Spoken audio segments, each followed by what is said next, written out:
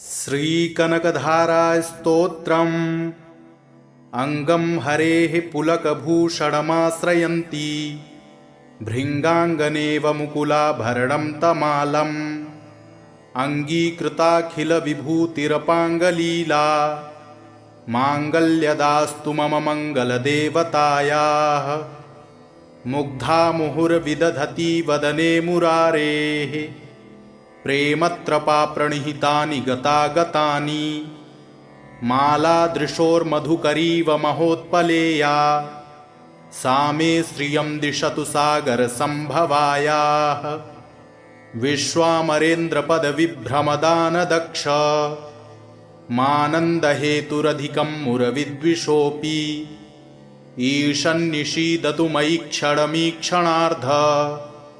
मिन्दीवरोदरसहोदरमिन्दिरायाः। आमीलिताक्षमधिगम्य मुदा मुकुन्द मानन्दकन्दमनिमेषमनङ्गतन्त्रम् आकेकरस्थितकनीनिकपक्षनेत्रम् भूत्यै भवेन्मम भुजङ्गशयाङ्गनायाः। बाह्वान्तरे मधुजितः श्रितकौस्तुभेया हारावलीव हरिनीलमयी विभाति कामप्रदा भगवतोऽपि कटाक्षमाला कल्याणमावहतु मे कमलालयायाः। कालाम्बुदालिललितो रसिकैटभारेर्धाराधरे स्फुरति या तडिदङ्गनेव मातुः समस्तजगतां महनीयमूर्तिर्भद्राणि मे दिशतु भार्गवनन्दनायाः। प्राप्तं पदं प्रथमतः किल यत्प्रभावान् माङ्गल्यभाजिमधुमाथिनि मन्मथेन मय्यापतेत्तदिह मन्थरमीक्षणार्धम् मन्दालसं चमकरालयकन्यकायाः। दद्यादयानुपवनो द्रविडाम्बुधारा मस्मिन्न किञ्चन विहङ्गशिशौ विषण्णे दुष्कर्मघर्ममपनीयचिराय दूरम् नारायणप्रणयिनी नयनाम्बुवाहः। इष्टाविशिष्टमतयोऽपि यया दयार्द्र दृष्ट्या त्रिविष्टपपदं सुलभं लभन्ते दृष्टिः प्रहृष्टकमलोदरदीप्तिरिष्टां पुष्टिं कृषीष्ट मम पुष्करविष्टरायाः। गीर्देवतेति गरुडध्वजसुन्दरीति शाकम्भरीति शशिशेखरवल्लभेति सृष्टिस्थितिप्रलयकेलिषु संस्थितायै तस्यै नमस्त्रिभुवनैकगुरोस्तरुण्यै। श्रुत्यै नमोऽस्तु शुभकर्मफलप्रसूत्यै रत्यै नमोऽस्तु रमणीयगुडार्णवायै। शक्त्यै नमोऽस्तु शतपत्रनिकेतनायै पुष्ट्यै नमोऽस्तु पुरुषोत्तमवल्लभायै। नमोऽस्तु नालीकनिभाननायै नमोऽस्तु दुग्धोदधिजन्मभूत्यै नमोऽस्तु सोमामृतसोदरायै नमोऽस्तु नारायणवल्लभायै। सम्पत्कराणि सकलेन्द्रियनन्दनानि साम्राज्यदानविभवानि सरोरुहाक्षि त्वद्वन्दनानि दुरिताहरणोद्यतानि मामेव मातर्निशं कलयन्तु मान्ये। यत्कटाक्षसमुपासनाविधिः सेवकस्य सकलार्थसम्पदः सन्तनोति वचनाङ्गमानसैस्त्वां मुरारिहृदयेश्वरीं भजे। सरसिजनिलये सरोजहस्ते धवलतमांशुगन्धमाल्यशोभे भगवति हरिवल्लभे मनोज्ञे त्रिभुवनभूतिकरि प्रसीद मह्यम्। दिङ्गस्तिभिः कनककुम्भमुखावसृष्ट स्वर्वाहिनी विमलचारुजलप्लुताङ्गीं प्रातर्नमामि जगतां जननीमशेष लोकाधिनाथ गृहिणीममृताब्धिपुत्रीं। कमले कमलाक्षवल्लभे त्वं करुणापूरतरङ्गितैरपाङ्गैः अवलोकय मां किञ्चनानां प्रथमं पात्रं कृत्रिं दयायाः स्तुवन्ति ये स्तुतिभिर्मुभिरन्वहं त्रयीमयीं त्रिभुवन्मातरं रमां गुणाधिका गुरुतरभाग्यभागिनो भवन्ति ते भुवि बुधभाविताशयाः अङ्गं हरेः पुलकभूषणमाश्रयन्ति भृङ्गाङ्गनेव मुकुलाभरणं तमालम् अङ्गीकृताखिलविभूतिरपाङ्गलीला माङ्गल्यदास्तु मम मङ्गलदेवतायाः मुग्धा मुहुर्विदधति वदने मुरारेः प्रेमत्रपाप्रणिहितानि गतागतानि मालादृशोर्मधुकरीव महोत्पलेया सा मे श्रियं दिशतु सागरसम्भवायाः विश्वामरेन्द्रपदविभ्रमदानदक्ष मानन्दहेतुरधिकं मुरविद्विषोऽपि ईशन्निषीदतु मयि क्षणमीक्षणार्ध मिन्दीवरोदरसहोदरमिन्दिरायाः आमीलिताक्षमधिगम्य मुदा मुकुन्द मानन्दकन्दमनिमेषमनङ्गतन्त्रम् आकेकरस्थितकनीनिकपक्षनेत्रम् भूत्यै भवेन्मम भुजङ्गशयाङ्गनायाः बाह्वान्तरे मधुजितः श्रितकौस्तुभेया हारावलीव हरिनीलमयी विभाति कामप्रदा भगवतोऽपि कटाक्षमाला कल्याणमावहतु मे कमलालयायाः कालाम्बुदालिललितो रसिकैटभारेर्धाराधरे स्फुरति या तडिदङ्गनेव मातुः समस्तजगतां महनीयमूर्तिर्भद्राणि मे दिशतु भार्गवनन्दनायाः प्राप्तं पदं प्रथमतः किल यत्प्रभावान् माङ्गल्यभाजि मधुमाथिनि मन्मथेन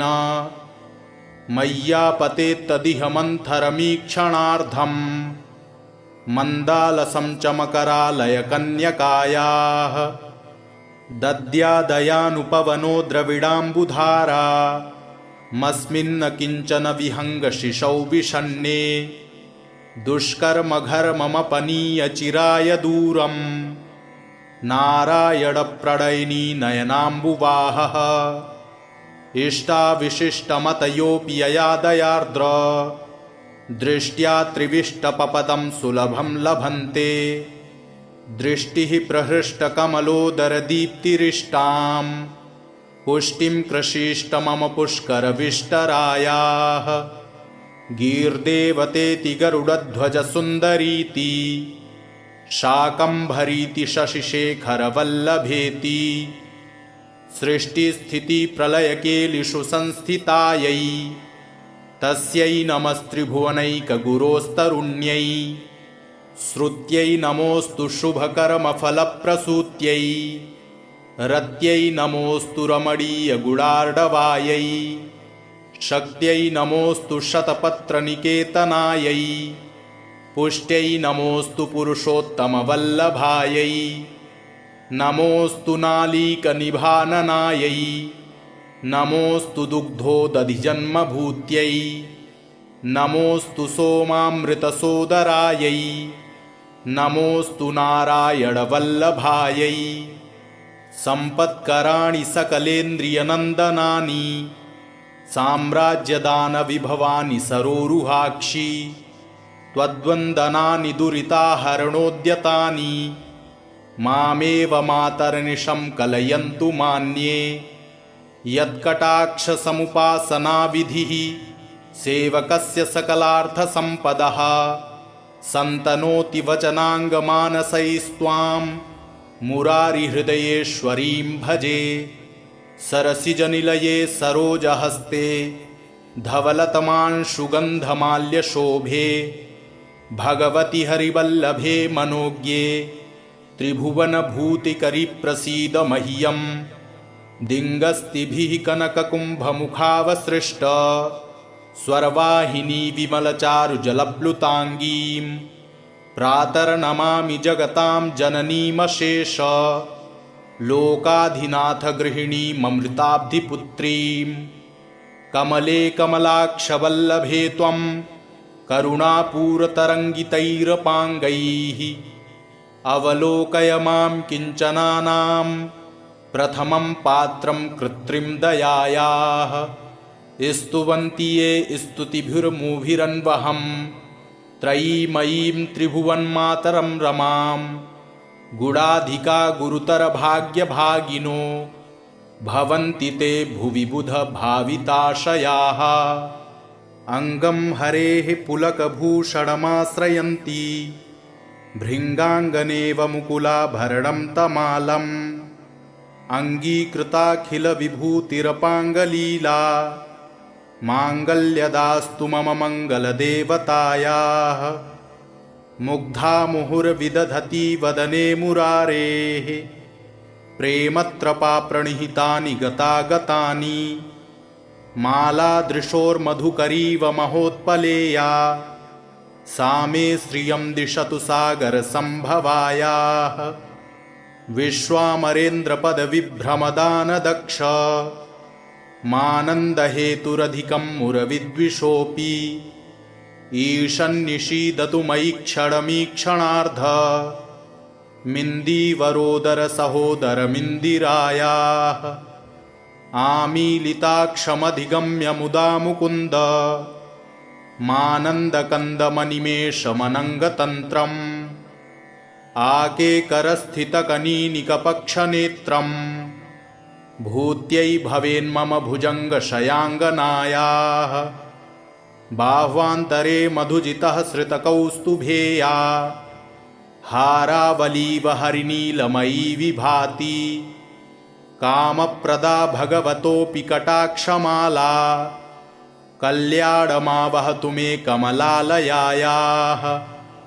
कालाम्बुदालिललितो रसिकैटभारेर्धाराधरे स्फुरति या तडिदङ्गनेव मातुः समस्तजगतां महनीयमूर्तिर्भद्राणि मे दिशतु भार्गवनन्दनायाः प्राप्तं पदं प्रथमतः किल यत्प्रभावान् माङ्गल्यभाजिमधुमाथिनि मन्मथेन मय्यापतेत्तदिह मन्थरमीक्षणार्धम् मन्दालसं चमकरालयकन्यकायाः दद्यादयानुपवनो द्रविडाम्बुधारा मस्मिन्न किञ्चन विहङ्गशिशौ विषण्णे दुष्कर्मघर्ममपनीय दूरम् नारायणप्रणयिनी नयनाम्बुवाहः इष्टाविशिष्टमतयोऽपि यया दयार्द्र दृष्ट्या त्रिविष्टपपदं सुलभं लभन्ते दृष्टिः प्रहृष्टकमलोदरदीप्तिरिष्टां पुष्टिं कृषीष्ट मम पुष्करविष्टरायाः गीर्देवतेति गरुडध्वजसुन्दरीति शाकम्भरीति शशिशेखरवल्लभेति सृष्टिस्थितिप्रलयकेलिषु संस्थितायै तस्यै नमस्त्रिभुवनैकगुरोस्तरुण्यै श्रुत्यै नमोऽस्तु शुभकर्मफलप्रसूत्यै रत्यै नमोऽस्तु रमणीयगुणार्णवायै शक्त्यै नमोऽस्तु शतपत्रनिकेतनायै पुष्ट्यै नमोऽस्तु पुरुषोत्तमवल्लभायै नमोऽस्तु नालीकनिभाननायै नमोऽस्तु दुग्धोदधिजन्मभूत्यै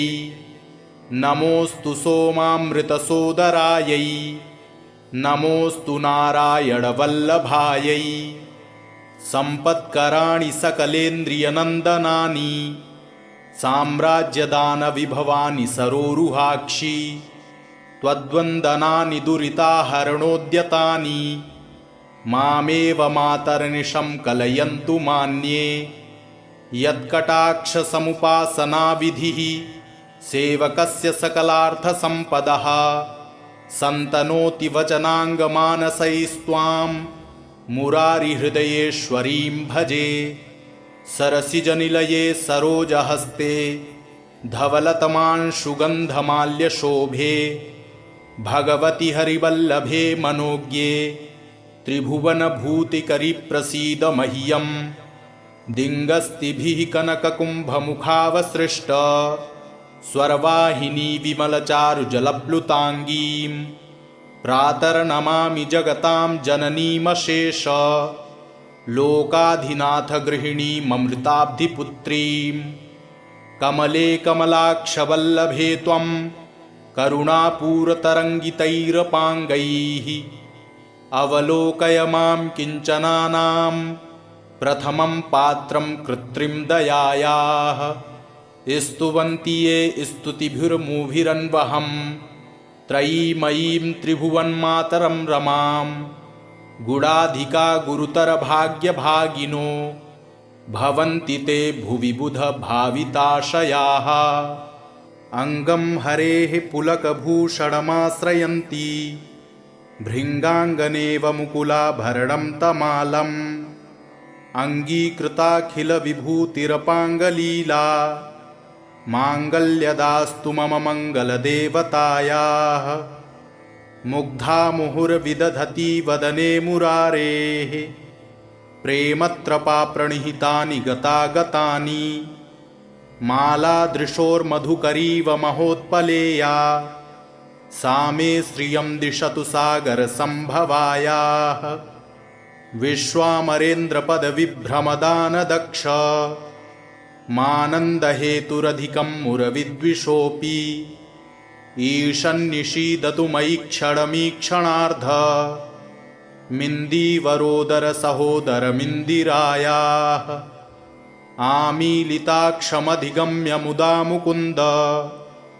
मानन्दकन्दमनिमेषमनङ्गतन्त्रम्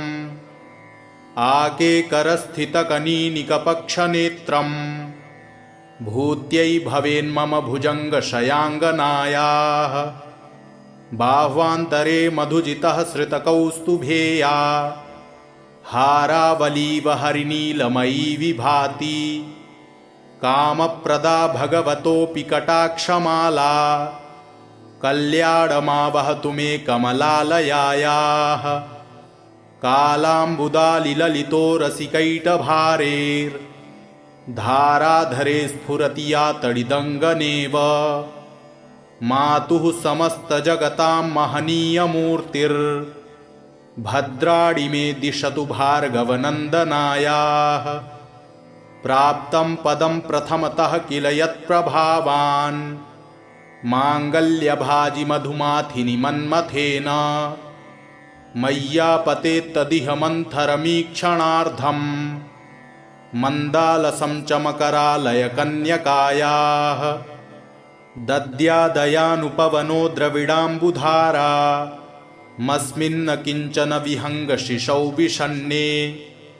दुष्कर्मघर्ममपनीयचिराय दूरम् नारायणप्रणयिनी नयनाम्बुवाहः इष्टाविशिष्टमतयोऽपि यया दयार्द्र दृष्ट्या त्रिविष्टपपदं सुलभं लभन्ते दृष्टिः प्रहृष्टकमलोदरदीप्तिरिष्टां पुष्टिं कृषीष्ट मम पुष्करविष्टरायाः गीर्देवतेति गरुडध्वजसुन्दरीति शाकम्भरीति शशिशेखरवल्लभेति सृष्टिस्थितिप्रलयकेलिषु संस्थितायै तस्यै नमस्त्रिभुवनैकगुरोस्तरुण्यै श्रुत्यै नमोऽस्तु शुभकर्मफलप्रसूत्यै रत्यै नमोऽस्तु रमणीयगुणार्णवायै शक्त्यै नमोऽस्तु शतपत्रनिकेतनायै पुष्ट्यै नमोऽस्तु पुरुषोत्तमवल्लभायै नमोऽस्तु नालीकनिभाननायै नमोऽस्तु दुग्धोदधिजन्मभूत्यै नमोऽस्तु सोमामृतसोदरायै नमोऽस्तु नारायणवल्लभायै सम्पत्कराणि सकलेन्द्रियनन्दनानि साम्राज्यदानविभवानि सरोरुहाक्षि त्वद्वन्दनानि दुरिताहरणोद्यतानि मामेव मातर्निशं कलयन्तु मान्ये यत्कटाक्षसमुपासनाविधिः सेवकस्य सकलार्थसम्पदः सन्तनोति वचनाङ्गमानसैस्त्वां मुरारिहृदयेश्वरीं भजे। सरसिजनिलये सरोजहस्ते धवलतमांशुगन्धमाल्यशोभे भगवति हरिवल्लभे मनोज्ञे त्रिभुवनभूतिकरि प्रसीद मह्यं। दिङ्गस्तिभिः कनककुम्भमुखावसृष्ट स्वर्वाहिनी विमलचारुजलप्लुताङ्गीं प्रातर्नमामि जगतां जननीमशेष लोकाधिनाथगृहिणीममृताब्धिपुत्रीं। कमले कमलाक्षवल्लभे त्वं करुणापूरतरङ्गितैरपाङ्गैः अवलोकय मां किञ्चनानां प्रथमं पात्रं कृत्रिं दयायाः। स्तुवन्ति ये स्तुतिभिर्मुभिरन्वहं त्रयीमयीं त्रिभुवन्मातरं रमां। गुणाधिका गुरुतरभाग्यभागिनो भवन्ति ते भुवि बुधभाविताशयाः। अङ्गं हरेः पुलकभूषणमाश्रयन्ति भृङ्गाङ्गनेव मुकुलाभरणं तमालम्। अङ्गीकृताखिलविभूतिरपाङ्गलीला माङ्गल्यदास्तु मम मङ्गलदेवतायाः। मुग्धा मुहुर्विदधति वदने मुरारेः प्रेमत्रपाप्रणिहितानि गतागतानि। मालादृशोर्मधुकरीव महोत्पलेया सा मे श्रियं दिशतु सागरसम्भवायाः। विश्वामरेन्द्रपदविभ्रमदानदक्ष मानन्दहेतुरधिकं मुरविद्विषोऽपि। ईशन्निषीदतु मयि क्षणमीक्षणार्ध मिन्दीवरोदरसहोदरमिन्दिरायाः। आमीलिताक्षमधिगम्य मुदा मुकुन्द मानन्दकन्दमनिमेषमनङ्गतन्त्रम्। आकेकरस्थितकनीनिकपक्षनेत्रम् भूत्यै भवेन्मम भुजङ्गशयाङ्गनायाः। बाह्वान्तरे मधुजितः श्रितकौस्तुभेया हारावलीव हरिनीलमयी विभाति। कामप्रदा भगवतोऽपि कटाक्षमाला कल्याणमावहतु मे कमलालयायाः। कालाम्बुदालिललितो रसिकैटभारेर्धाराधरे स्फुरति या तडिदङ्गनेव। मातुः समस्तजगतां महनीयमूर्तिर्भद्राणि मे दिशतु भार्गवनन्दनायाः। प्राप्तं पदं प्रथमतः किल यत्प्रभावान् माङ्गल्यभाजिमधुमाथिनि मन्मथेन। मय्यापतेत्तदिह मन्थरमीक्षणार्धं मन्दालसं च मकरालयकन्यकायाः। दद्यादयानुपवनो द्रविडाम्बुधारा मस्मिन्न किञ्चन विहङ्गशिशौ विषण्णे। दुष्कर्मघर्ममपनीयचिराय दूरं नारायणप्रणयिनी नयनाम्बुवाहः। इष्टाविशिष्टमतयोऽपि यया दयार्द्र दृष्ट्या त्रिविष्टपपदं सुलभं लभन्ते। दृष्टिः प्रहृष्टकमलोदरदीप्तिरिष्टां पुष्टिं कृषीष्ट मम पुष्करविष्टरायाः। गीर्देवतेति गरुडध्वजसुन्दरीति शाकम्भरीति शशिशेखरवल्लभेति। सृष्टिस्थितिप्रलयकेलिषु संस्थितायै तस्यै नमस्त्रिभुवनैकगुरोस्तरुण्यै। श्रुत्यै नमोऽस्तु शुभकर्मफलप्रसूत्यै रत्यै नमोऽस्तु रमणीयगुणार्णवायै। शक्त्यै नमोऽस्तु शतपत्रनिकेतनायै पुष्ट्यै नमोऽस्तु पुरुषोत्तमवल्लभायै। नमोऽस्तु नालीकनिभाननायै नमोऽस्तु दुग्धोदधिजन्मभूत्यै। नमोऽस्तु सोमामृतसोदरायै नमोऽस्तु नारायणवल्लभायै सम्पत्कराणि सकलेन्द्रियनन्दनानि साम्राज्यदानविभवानि सरोरुहाक्षि त्वद्वन्दनानि दुरिताहरणोद्यतानि मामेव मातर्निशं कलयन्तु मान्ये यत्कटाक्षसमुपासनाविधिः सेवकस्य सकलार्थसम्पदः सन्तनोति वचनाङ्गमानसैस्त्वां मुरारिहृदयेश्वरीं भजे सरसिजनिलये सरोजहस्ते धवलतमांशुगन्धमाल्यशोभे भगवति हरिवल्लभे मनोज्ञे त्रिभुवनभूतिकरि प्रसीद मह्यम् दिङ्गस्तिभिः कनककुम्भमुखावसृष्ट स्वर्वाहिनी विमलचारुजलप्लुताङ्गीं प्रातर्नमामि जगतां जननीमशेष लोकाधिनाथ गृहिणीममृताब्धिपुत्रीं कमले कमलाक्षवल्लभे त्वं करुणापूरतरङ्गितैरपाङ्गैः अवलोकय मां किञ्चनानां प्रथमं पात्रं कृत्रिं दयायाः स्तुवन्ति ये स्तुतिभिर्मुभिरन्वहं त्रयीमयीं त्रिभुवन्मातरं रमां गुणाधिका गुरुतरभाग्यभागिनो भवन्ति ते भुवि बुधभाविताशयाः अङ्गं हरेः पुलकभूषणमाश्रयन्ति भृङ्गाङ्गनेव मुकुलाभरणं तमालम् अङ्गीकृताखिलविभूतिरपाङ्गलीला माङ्गल्यदास्तु मम मङ्गलदेवतायाः मुग्धा मुहुर्विदधति वदने मुरारेः प्रेमत्रपाप्रणिहितानि गतागतानि मालादृशोर्मधुकरीव महोत्पलेया सा मे श्रियं दिशतु सागरसम्भवायाः विश्वामरेन्द्रपदविभ्रमदानदक्ष मानन्दहेतुरधिकं मुरविद्विषोऽपि ईशन्निषीदतु मयि क्षणमीक्षणार्ध मिन्दीवरोदरसहोदरमिन्दिरायाः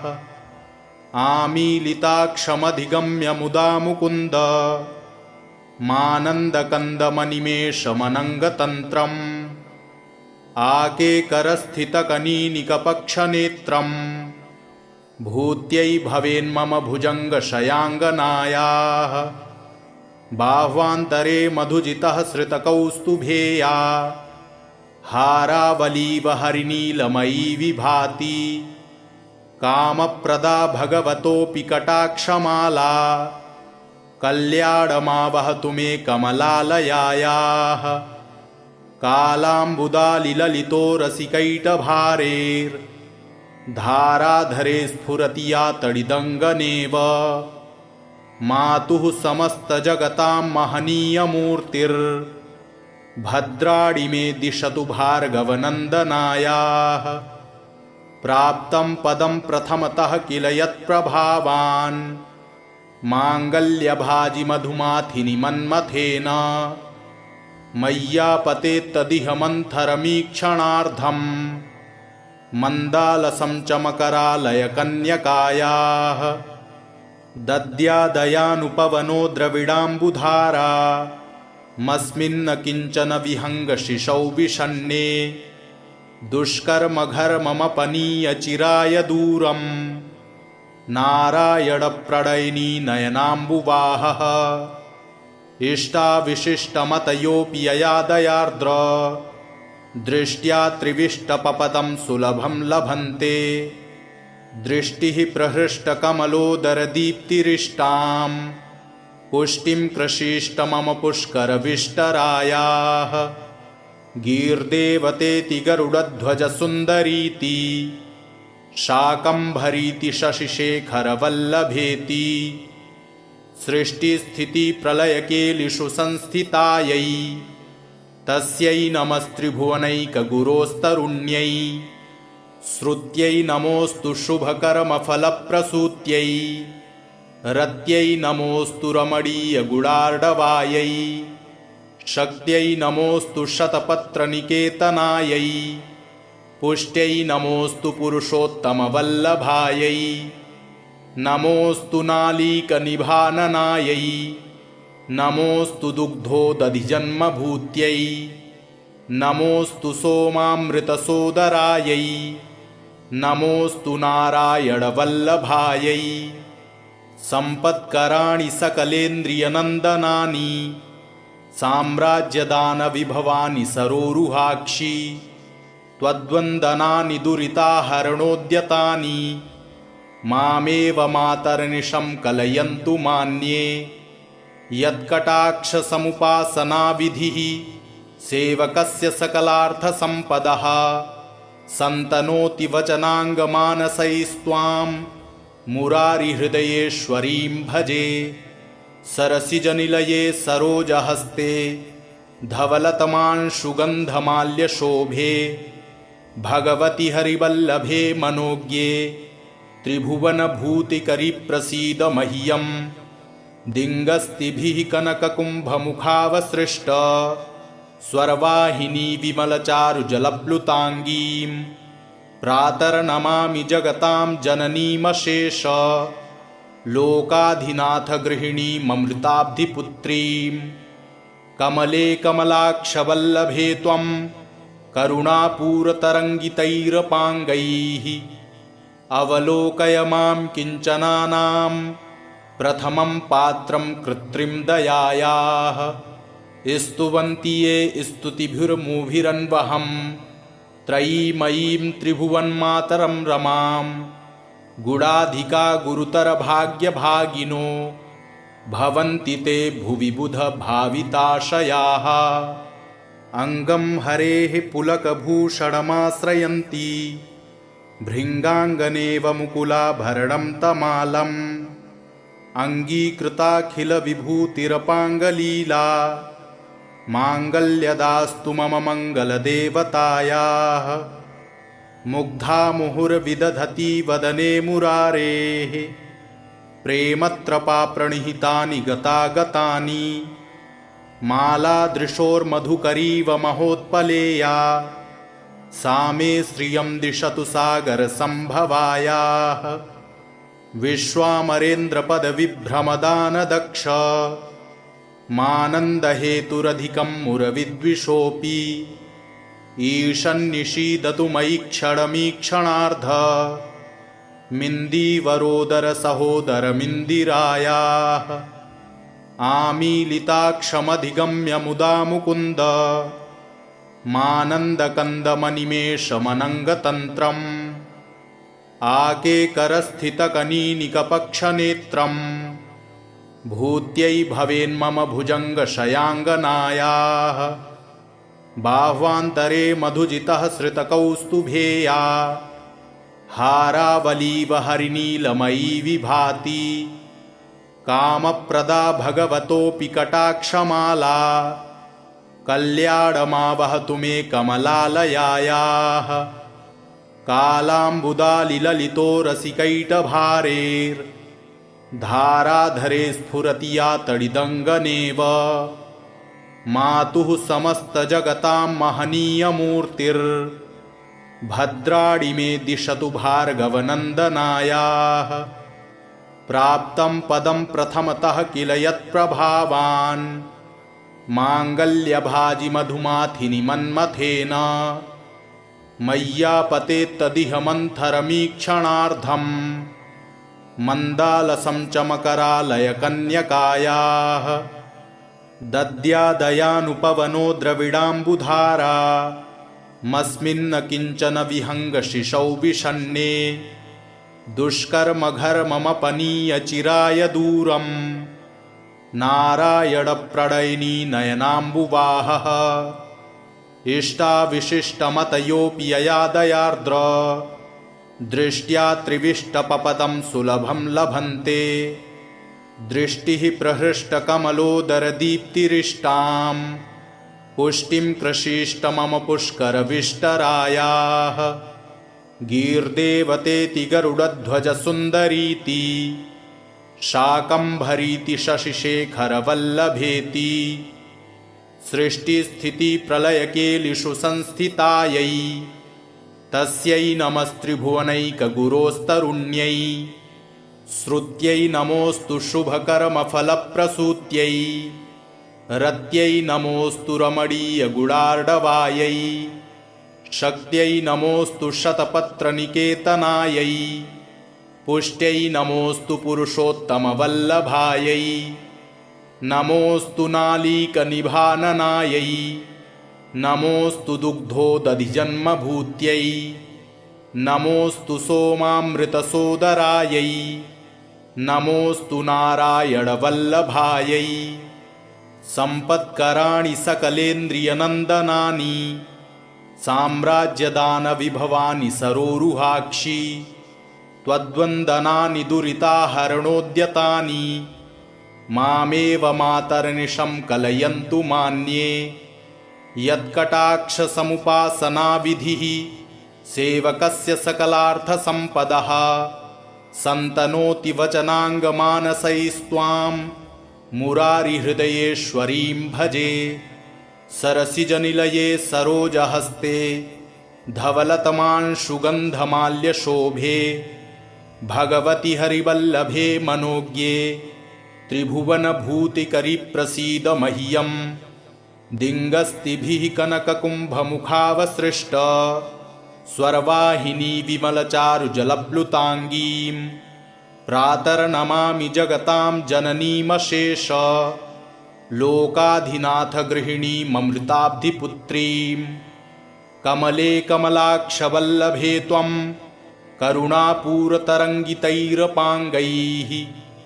अवलोकय मां किञ्चनानां प्रथमं पात्रं कृत्रिं दयायाः स्तुवन्ति ये स्तुतिभिर्मुभिरन्वहं त्रयीमयीं त्रिभुवन्मातरं रमां गुणाधिका गुरुतरभाग्यभागिनो भवन्ति ते भुवि बुधभाविताशयाः अङ्गं हरेः पुलकभूषणमाश्रयन्ति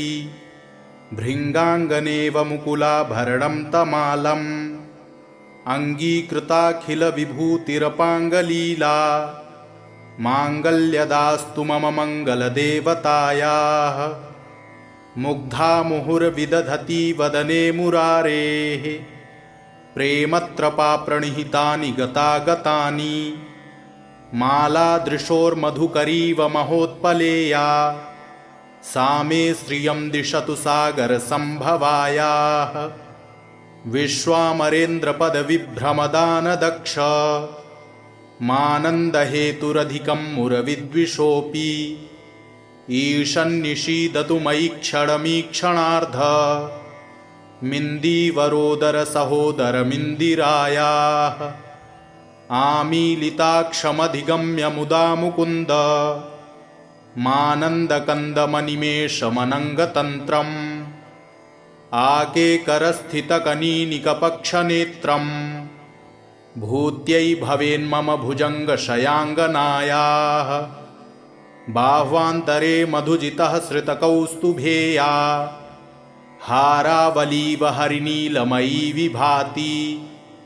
कामप्रदा भगवतोऽपि कटाक्षमाला कल्याणमावहतु मे कमलालयायाः कालाम्बुदालिललितो रसिकैटभारेर्धाराधरे स्फुरति या तडिदङ्गनेव मातुः समस्तजगतां महनीयमूर्तिर्भद्राणि मे दिशतु भार्गवनन्दनायाः प्राप्तं पदं प्रथमतः किल यत्प्रभावान् माङ्गल्यभाजिमधुमाथिनि मन्मथेन मय्यापतेत्तदिह मन्थरमीक्षणार्धं मन्दालसं च मकरालयकन्यकायाः दद्यादयानुपवनो द्रविडाम्बुधारा मस्मिन्न किञ्चन विहङ्गशिशौ विषण्णे दुष्कर्मघर्ममपनीयचिराय दूरं नारायणप्रणयिनी नयनाम्बुवाहः इष्टाविशिष्टमतयोऽपि यया दयार्द्र दृष्ट्या त्रिविष्टपपदं सुलभं लभन्ते दृष्टिः प्रहृष्टकमलोदरदीप्तिरिष्टां पुष्टिं कृषीष्ट मम पुष्करविष्टरायाः गीर्देवतेति गरुडध्वजसुन्दरीति शाकम्भरीति शशिशेखरवल्लभेति सृष्टिस्थितिप्रलयकेलिषु संस्थितायै तस्यै नमस्त्रिभुवनैकगुरोस्तरुण्यै श्रुत्यै नमोऽस्तु शुभकर्मफलप्रसूत्यै रत्यै नमोऽस्तु रमणीयगुडार्णवायै शक्त्यै नमोऽस्तु शतपत्रनिकेतनायै पुष्ट्यै नमोऽस्तु पुरुषोत्तमवल्लभायै नमोऽस्तु नालीकनिभाननायै नमोऽस्तु दुग्धोदधिजन्मभूत्यै नमोऽस्तु सोमामृतसोदरायै नमोऽस्तु नारायणवल्लभायै सम्पत्कराणि सकलेन्द्रियनन्दनानि साम्राज्यदानविभवानि सरोरुहाक्षि त्वद्वन्दनानि दुरिताहरणोद्यतानि मामेव मातर्निशं कलयन्तु मान्ये यत्कटाक्षसमुपासनाविधिः सेवकस्य सकलार्थसम्पदः सन्तनोति वचनाङ्गमानसैस्त्वां मुरारिहृदयेश्वरीं भजे सरसिजनिलये सरोजहस्ते धवलतमांशुगन्धमाल्यशोभे भगवति हरिवल्लभे मनोज्ञे त्रिभुवनभूतिकरि प्रसीद मह्यम् दिङ्गस्तिभिः कनककुम्भमुखावसृष्ट स्वर्वाहिनी विमलचारुजलप्लुताङ्गीं प्रातर्नमामि जगतां जननीमशेष लोकाधिनाथ गृहिणीममृताब्धिपुत्रीं कमले कमलाक्षवल्लभे त्वं करुणापूरतरङ्गितैरपाङ्गैः अवलोकय मां किञ्चनानां प्रथमं पात्रं कृत्रिं दयायाः स्तुवन्ति ये स्तुतिभिर्मुभिरन्वहं त्रयीमयीं त्रिभुवन्मातरं रमां गुणाधिका गुरुतरभाग्यभागिनो भवन्ति ते भुवि बुधभाविताशयाः अङ्गं हरेः पुलकभूषणमाश्रयन्ति भृङ्गाङ्गनेव मुकुलाभरणं तमालम् अङ्गीकृताखिलविभूतिरपाङ्गलीला माङ्गल्यदास्तु मम मङ्गलदेवतायाः मुग्धा मुहुर्विदधति वदने मुरारेः प्रेमत्रपाप्रणिहितानि गतागतानि मालादृशोर्मधुकरीव महोत्पलेया सा मे श्रियं दिशतु सागरसम्भवायाः विश्वामरेन्द्रपदविभ्रमदानदक्ष मानन्दहेतुरधिकं मुरविद्विषोऽपि ईशन्निषीदतु मयि क्षणमीक्षणार्ध मिन्दीवरोदरसहोदरमिन्दिरायाः आमीलिताक्षमधिगम्य मुदा मुकुन्द मानन्दकन्दमनिमेषमनङ्गतन्त्रम् आकेकरस्थितकनीनिकपक्षनेत्रं भूत्यै भवेन्मम भुजङ्गशयाङ्गनायाः बाह्वान्तरे मधुजितः श्रितकौस्तुभेया हारावलीव हरिनीलमयी विभाति कामप्रदा भगवतोऽपि कटाक्षमाला कल्याणमावहतु मे कमलालयायाः कालाम्बुदालिललितो रसिकैटभारेर्धाराधरे स्फुरति या तडिदङ्गनेव मातुः समस्तजगतां महनीयमूर्तिर्भद्राणि मे दिशतु भार्गवनन्दनायाः प्राप्तं पदं प्रथमतः किल यत्प्रभावान् माङ्गल्यभाजिमधुमाथिनि मन्मथेन मय्यापतेत्तदिह मन्थरमीक्षणार्धम् मन्दालसं च मकरालयकन्यकायाः दद्यादयानुपवनो द्रविडाम्बुधारा मस्मिन्न किंचन विहंगशिशौ विषण्णे दुष्कर्मघर्ममपनीय चिराय दूरम् नारायणप्रणयिनी नयनाम्बुवाहः इष्टाविशिष्टमतयोऽपि यया दयार्द्र दृष्ट्या त्रिविष्टपपदं सुलभं लभन्ते दृष्टिः प्रहृष्टकमलोदरदीप्तिरिष्टां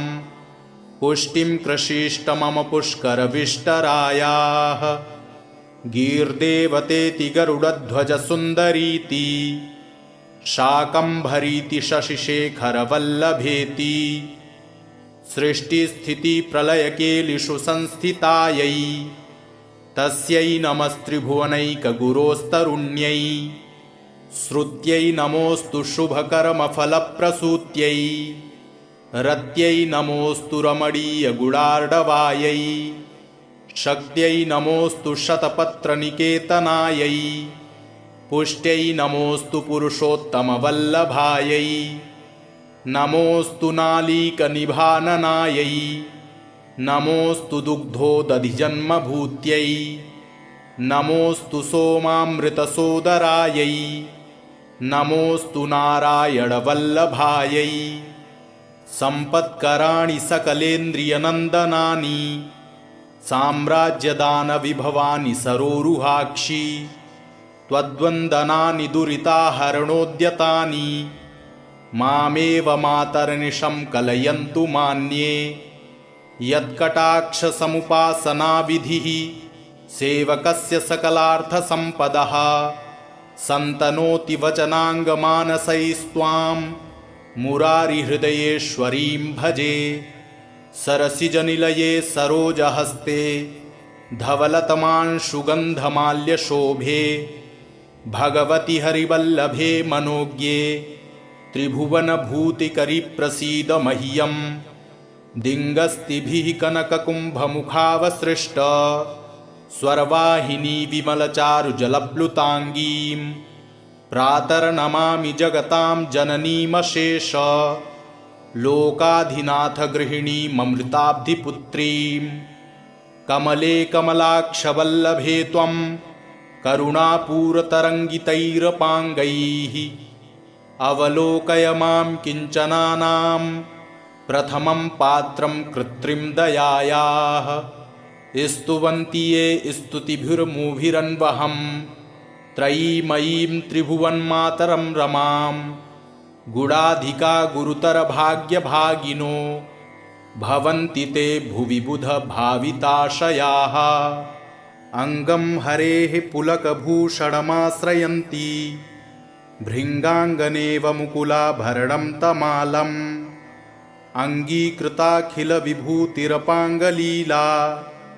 माङ्गल्यदास्तु मम मङ्गलदेवतायाः मुग्धा मुहुर्विदधति वदने मुरारेः प्रेमत्रपाप्रणिहितानि गतागतानि मालादृशोर्मधुकरीव महोत्पलेया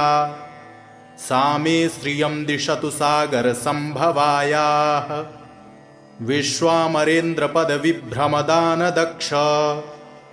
मानन्दहेतुरधिकं मुरविद्विषोऽपि ईशन्निषीदतु मयि क्षणमीक्षणार्ध मिन्दीवरोदरसहोदरमिन्दिरायाः आमीलिताक्षमधिगम्य मुदा मुकुन्द मानन्दकन्दमनिमेषमनङ्गतन्त्रम् आकेकरस्थितकनीनिकपक्षनेत्रम् भूत्यै भवेन्मम भुजङ्गशयाङ्गनायाः बाह्वान्तरे मधुजितः श्रितकौस्तुभेया हारावलीव हरिनीलमयी विभाति कामप्रदा भगवतोऽपि कटाक्षमाला कल्याणमावहतु मे कमलालयायाः कालाम्बुदालिललितो रसिकैटभारेर्धाराधरे स्फुरति या तडिदङ्गनेव मातुः समस्तजगतां महनीयमूर्तिर्भद्राणि मे दिशतु भार्गवनन्दनायाः प्राप्तं पदं प्रथमतः किल यत्प्रभावान् माङ्गल्यभाजि मधुमाथिनि मन्मथेन मय्यापतेत्तदिह मन्थरमीक्षणार्धम् मन्दालसं च मकरालयकन्यकायाः दद्यादयानुपवनो द्रविडाम्बुधारा मस्मिन्न किञ्चन विहङ्गशिशौ विषण्णे दुष्कर्मघर्ममपनीय चिराय दूरम् नारायणप्रणयिनी नयनाम्बुवाहः इष्टाविशिष्टमतयोऽपि यया दयार्द्र दृष्ट्या त्रिविष्टपपदं सुलभं लभन्ते दृष्टिः प्रहृष्टकमलोदरदीप्तिरिष्टां पुष्टिं कृषीष्ट मम पुष्करविष्टरायाः गीर्देवतेति गरुडध्वजसुन्दरीति शाकम्भरीति शशिशेखरवल्लभेति सृष्टिस्थितिप्रलयकेलिषु संस्थितायै तस्यै नमस्त्रिभुवनैकगुरोस्तरुण्यै श्रुत्यै नमोऽस्तु शुभकर्मफलप्रसूत्यै रत्यै नमोऽस्तु रमणीयगुडार्णवायै शक्त्यै नमोऽस्तु शतपत्रनिकेतनायै पुष्ट्यै नमोऽस्तु पुरुषोत्तमवल्लभायै नमोऽस्तु नालीकनिभाननायै नमोऽस्तु दुग्धोदधिजन्मभूत्यै नमोऽस्तु सोमामृतसोदरायै नमोऽस्तु नारायणवल्लभायै सम्पत्कराणि सकलेन्द्रियनन्दनानि साम्राज्यदानविभवानि सरोरुहाक्षि त्वद्वन्दनानि दुरिताहरणोद्यतानि मामेव मातर्निशं कलयन्तु मान्ये यत्कटाक्षसमुपासनाविधिः सेवकस्य सकलार्थसम्पदः सन्तनोति वचनाङ्गमानसैस्त्वां मुरारिहृदयेश्वरीं भजे सरसिजनिलये सरोजहस्ते धवलतमांशुगन्धमाल्यशोभे भगवति हरिवल्लभे मनोज्ञे त्रिभुवनभूतिकरि प्रसीद मह्यम् दिङ्गस्तिभिः कनककुम्भमुखावसृष्ट स्वर्वाहिनी विमलचारुजलप्लुताङ्गीं प्रातर्नमामि जगतां जननीमशेष लोकाधिनाथ गृहिणीममृताब्धिपुत्रीं कमले कमलाक्षवल्लभे त्वं करुणापूरतरङ्गितैरपाङ्गैः अवलोकय मां किञ्चनानां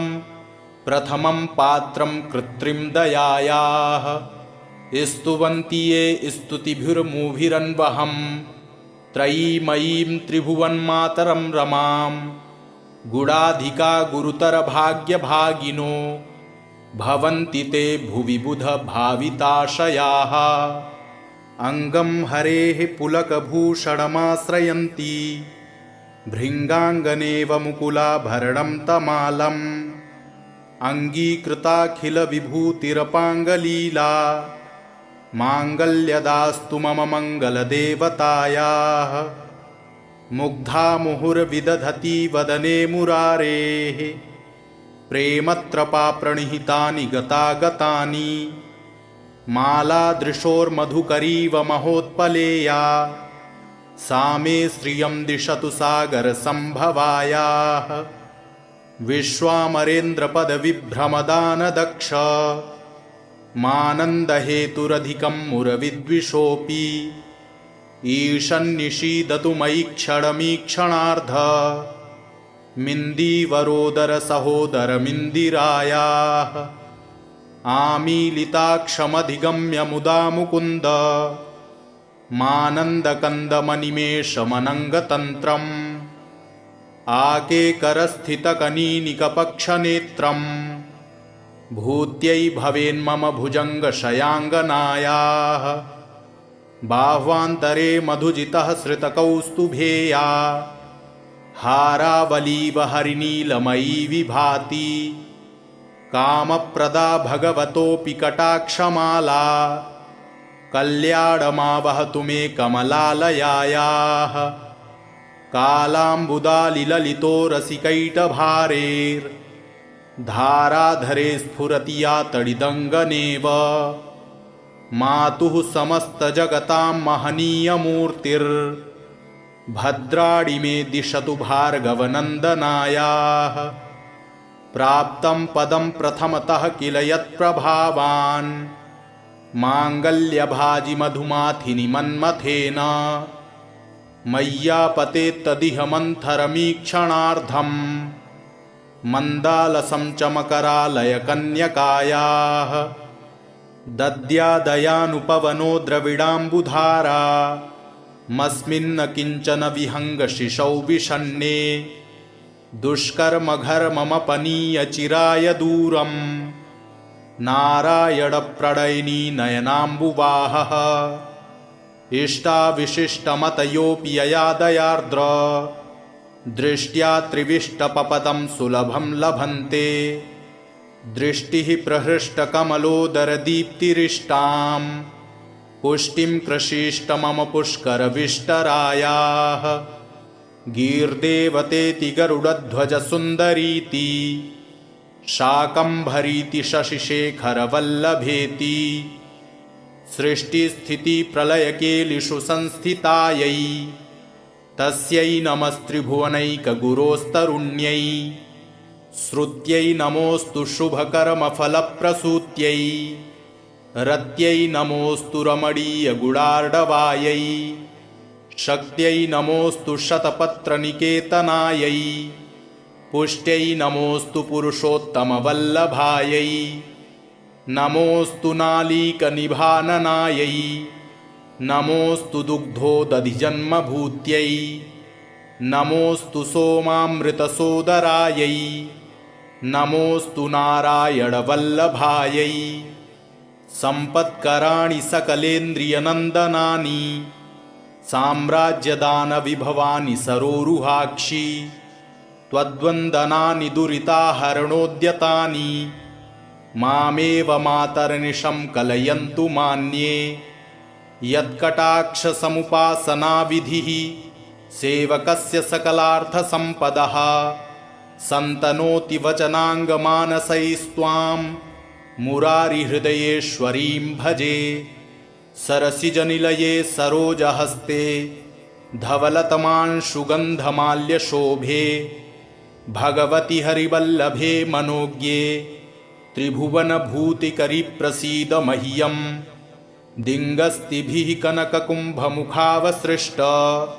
स्वर्वाहिनी विमलचारुजलप्लुताङ्गीं प्रातर्नमामि जगतां जननीमशेष लोकाधिनाथगृहिणीममृताब्धिपुत्रीं कमले कमलाक्षवल्लभे त्वं करुणापूरतरङ्गितैरपाङ्गैः अवलोकय मां किञ्चनानां प्रथमं पात्रं कृत्रिं दयायाः स्तुवन्ति ये स्तुतिभिर्मुभिरन्वहं त्रयीमयीं त्रिभुवन्मातरं रमां गुणाधिका गुरुतरभाग्यभागिनो भवन्ति ते भुवि बुधभाविताशयाः इति श्री भगवत्पादशङ्करविरचितं कनकधारा स्तोत्रम् सम्पूर्णम्।